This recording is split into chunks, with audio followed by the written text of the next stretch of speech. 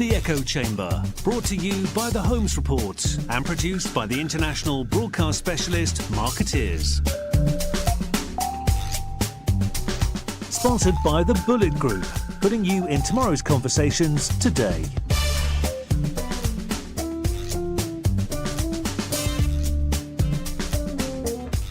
Ladies and gentlemen, welcome to the Echo Chamber podcast. This is Arun Sidaman. This is our first Echo Chamber recorded in the great city of Hyderabad in South India.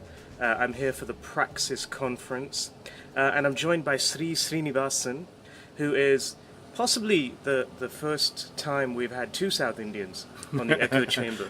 There's too many South Indians, I'm sure, for already, a lot of people. Yes. Already. It'll go over the heads of most of our listeners. Sree, so I wonder if you could just fill us in, first of all. Tell us what you're doing. Obviously, I think many of our listeners will have been aware of your high-profile role in the New York museum world, right? It was with the Metropolitan Museum of Art. Yeah, so I can say that we talked a little earlier about London, and London's a great museum city, and New York is another great museum city, though the advantage in London is that all the museums are free there because of the government support, and you only pay for the exhibitions, but otherwise the access to museums, and to live in a city where there's access to art and culture is really important, no matter what business you're in or anything else.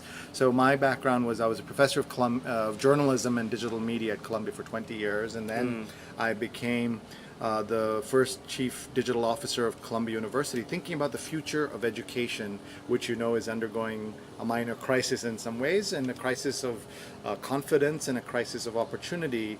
The launch of the MOOCs, the massive open online courses, where anybody in the world can study with the world's greatest institutions at no cost.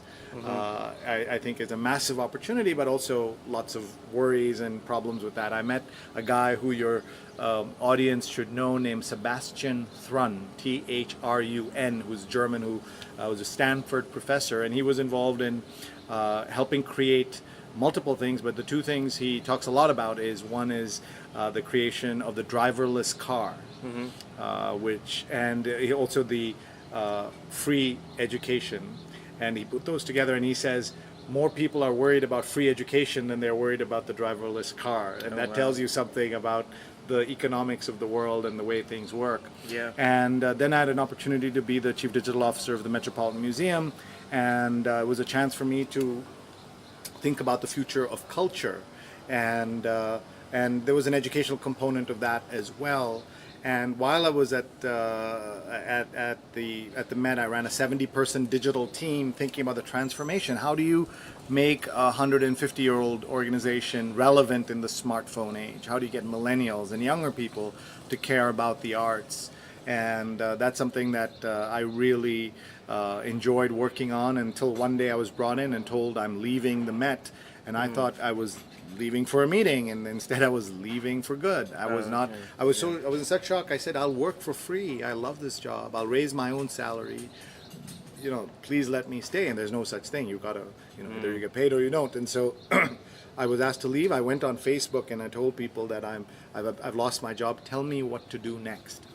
And I gave them a Google form to fill in, and 1,400 people filled in this form. There were some wonderful ideas, some ideas that were really credible, and then some awful ideas. But at my worst moment in my life, I had the best moment of my life with what I call a global digital hug that I got from the world because of this.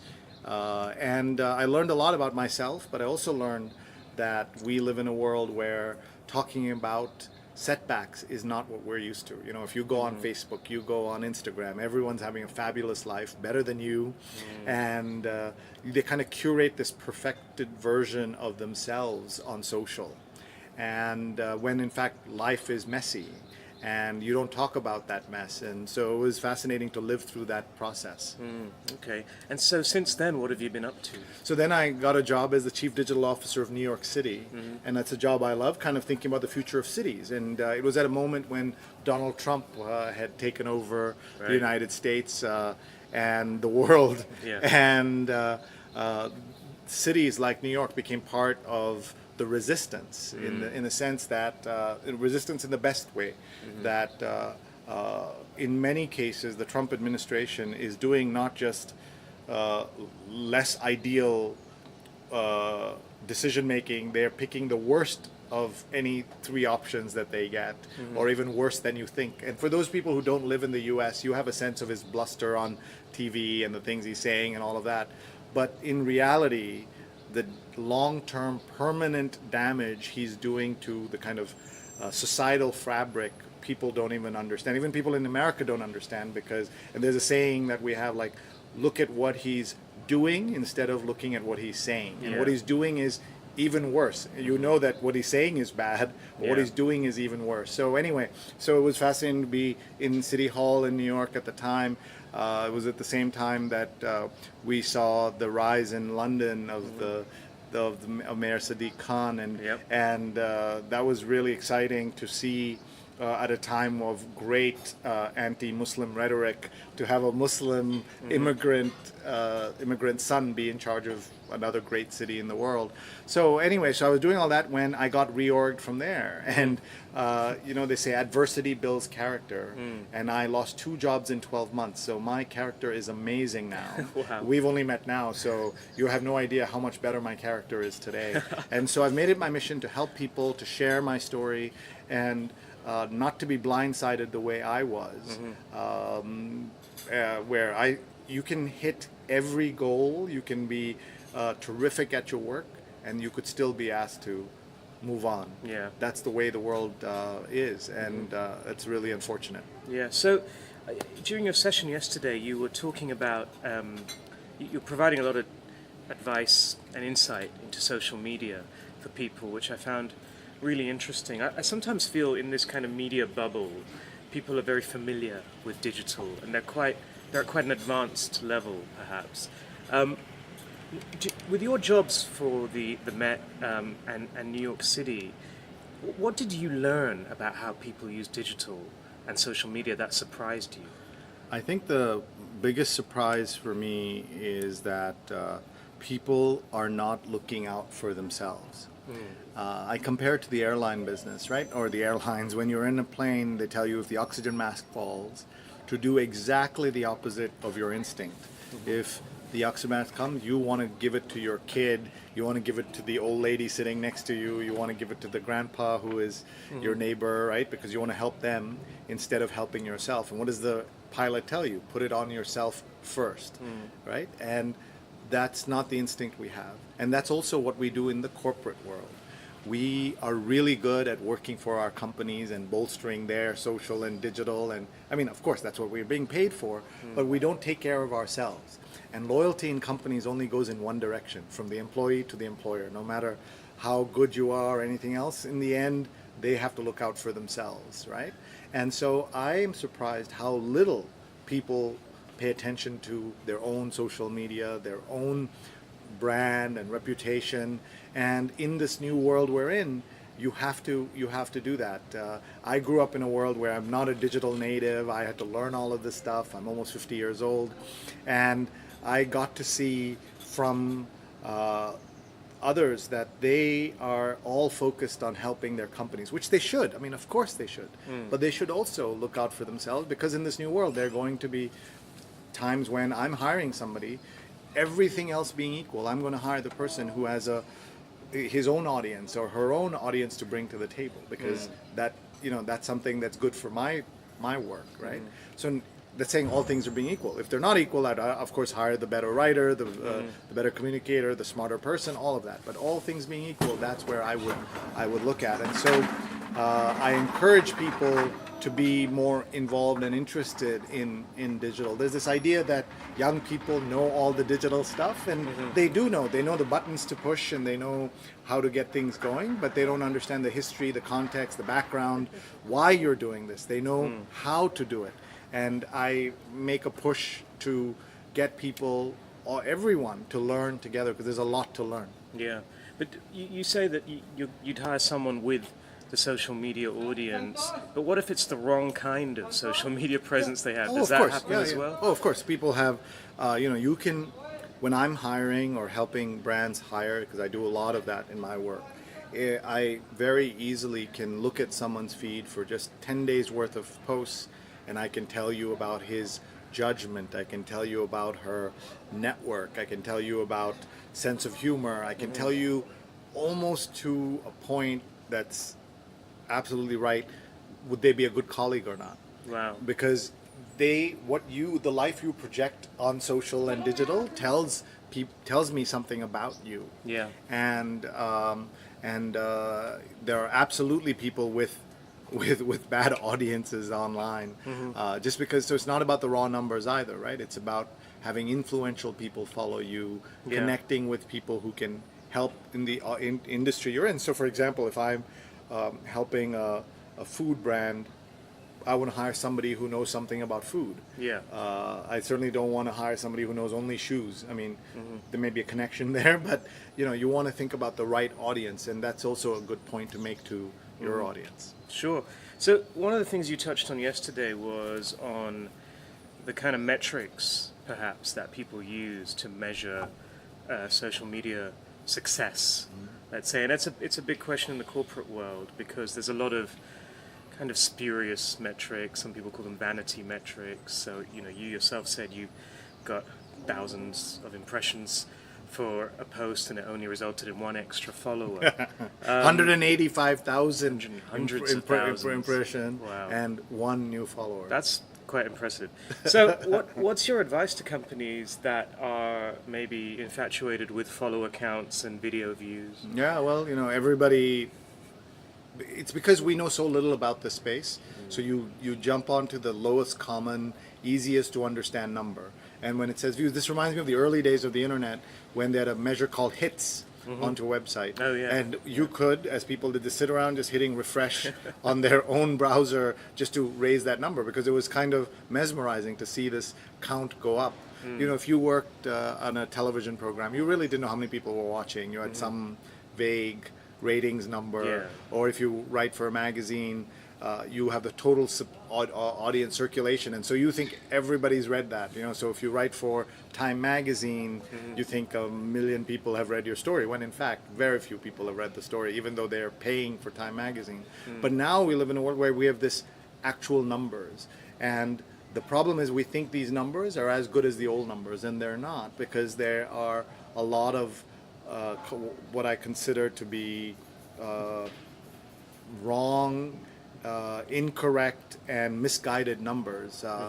We talked about how the video view metric is 3 seconds to count, and an advertiser's paying millions of dollars based on that spurious number. And like if in 3 seconds of this this podcast, what could anybody learn? Absolutely nothing.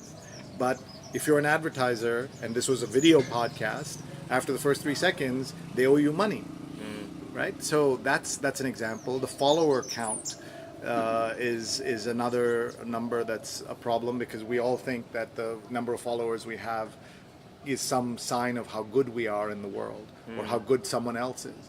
But I know some really awful people who have huge follower counts, and I know some people who are among the most influential, smartest, most hardworking, and most influential people in the world who have almost no followers. One of my friends had the biggest exit from a startup in Philadelphia,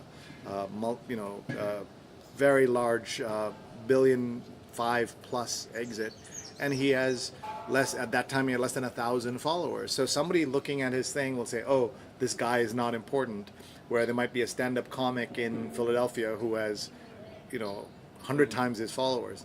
Nothing wrong with stand-up comics, but if you're in the business world, who would you rather know? You'd probably rather know the guy who had the biggest exit of any startup in the history of Philadelphia than the sports person, or or the comic, or whatever. So that's where I think that we are focusing on the wrong numbers.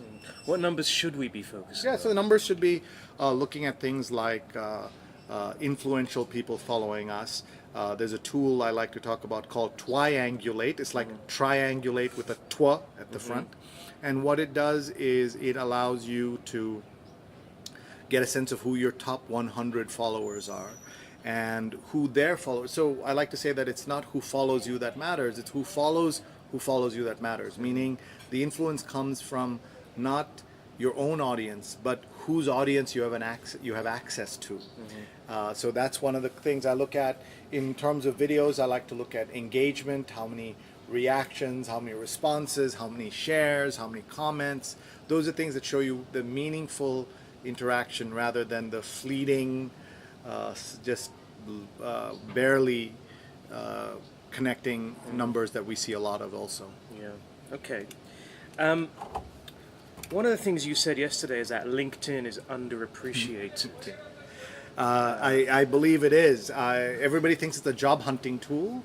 I think of it as a career management tool. I think every 15-year-old should have a LinkedIn account and build it for the rest of their lives. We're sitting in Hyderabad, which your audience may know is a great cyber city here in and I'm surprised how few people use it properly. At our conference yesterday, there were 650 people in the room.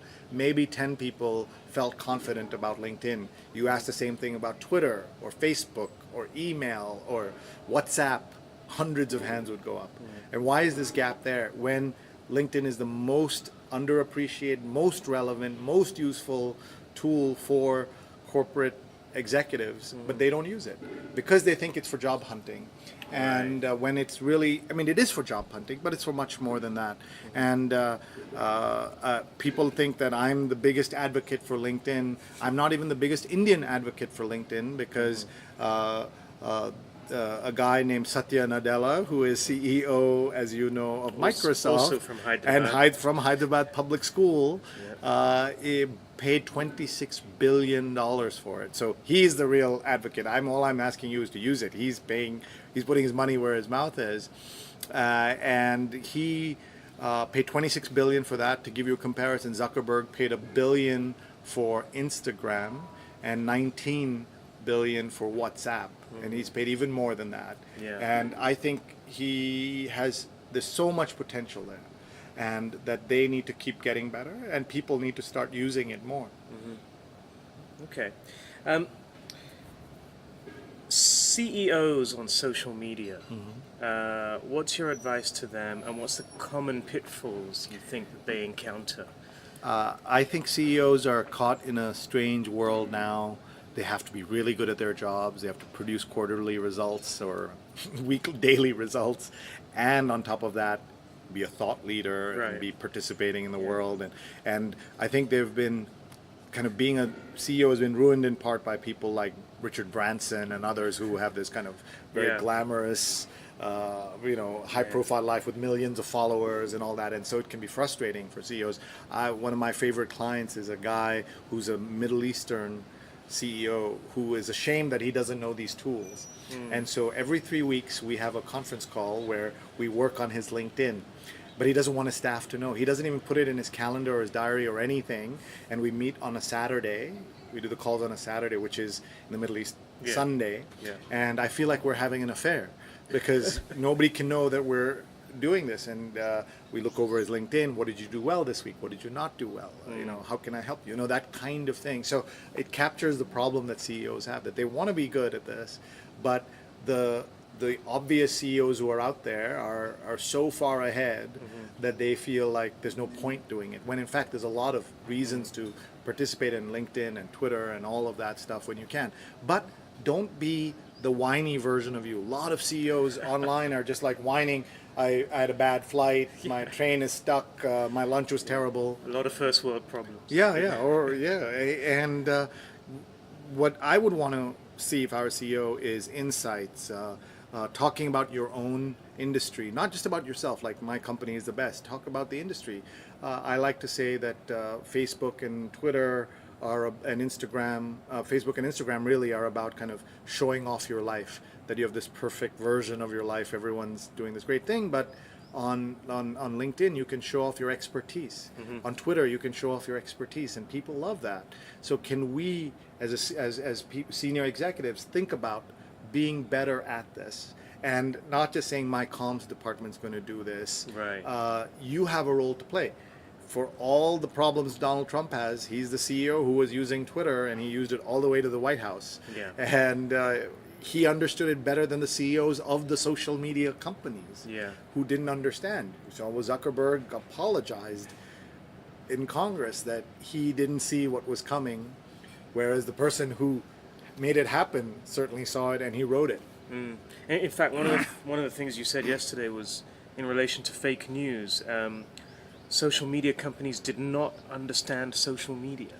And I can say that I didn't understand it either. And all of us who just sat by and watched as this juggernaut of problems kind of landed in all our collective laps. We should have all been more aware of what was going on, but the blame has to be placed at the feet of the social media companies. We're sitting here as Facebook has just released information that 50 million users' information was hacked by somebody or exposed or whatever it is. Hard to even keep track of these stories anymore. But we have to remember, we are giving our own information freely, happily to Facebook and all these other companies anyway. And so once you do that, it's accessible inside, it's accessible to anybody who from the outside who breaks in, on top of which they're also selling the information. Like, it's a whole big mess. Okay. And then my final question for you, the latest craze when it comes to brands and digital is influencer marketing. And we're seeing, big sums of money being thrown at influencers. And we've seen various missteps. What are your thoughts on this kind of Wild West? How do you see it playing out? Is this a 5-hour podcast? Because I have Not 5 sure hours worth of ranting that I'm about to start, so I'll keep it short. Well, you can do it in 5 minutes. 5 maybe. minutes or 5 seconds. The answer is it's like it's such a mess, and what people don't understand is that because this is such a new world, you use the word Wild West. The people who look like they know what they're doing, everybody chases them. And I've seen this in the Middle East, I've seen this in India, I've seen this in America, Europe. And my message to everybody who's dealing with this is a lot of this is pure BS. And the people who are really influential never call themselves influencers anyway. I can give you the best example is that we were doing an exhibition at the Met that Roger Federer loved. And he came to the Met on his own multiple times and posted on Twitter, "You've got to go see the show. This is amazing. You've got to see it." Nobody paid him any money. No. He loved it, and that was genuine. And then at the U.S. Open, they do the match interviews, and then he took the microphone from the interviewer at the end of his thing, and I just said, "Everybody who is hearing this right now, go to the Met and see this show." Oh, wow. What is that worth? $1 billion, right? Like, you couldn't pay him to say that. Right. Well, I mean, of course he gets paid to say a lot of things, but when it comes from the heart, that was amazing, right? So I'm not saying don't pay people, but see what you're getting for this. A lot of the people who are doing this think they're kind of like Van Halen or whatever the big brand, they think they're Beyonce, but they're basically like your uncle with a camera, and he just happened to luck into this, and they're exploiting these companies that don't know what the heck they're doing. And so some kid tells you that we'll come, and then they're very specific. We will do one Instagram, and you must pay us lots of money for this one Instagram, whatever it is. Whereas the ones who really are good at this stuff will post 50 times because they love it, not because of. There are people whose audience is real, whose influence is real, who you can work with. But you don't only have to pay them in cash. You can pay them in access. You can pay them in experiences, things like that, and pay them an amount of money. But the kind of almost extortion rates that I have seen companies pay to these people for almost no benefit, except, how you can just say you hired somebody and it looks good on your, on your yearly review, but it doesn't translate into bottom line sales. Then it's a waste of that money that you spent. There are a lot better ways to do it, and so I'd encourage you to think long and hard before you throw your money away. Again, think of your uncle with a camera, and you know how bumbling he is. And they're just one step above that. Many of them, not all of them. There are good folks, but good luck with dealing with them. Good advice. Sree, thank you so much for your time. We should probably conclude this before there's any more huge crashes, and I think we're being surrounded by a swarm of mosquitoes as well. But thank you very much. Hope you have a great weekend. Thank here you, in Hyderabad. and thank you, and congrats on the podcast and all the great work you're doing. Thank you. You've been listening to The Echo Chamber. Brought to you by The Holmes Report and produced by Marketeers. Sponsored by the Bullet Group, putting you in tomorrow's conversations today.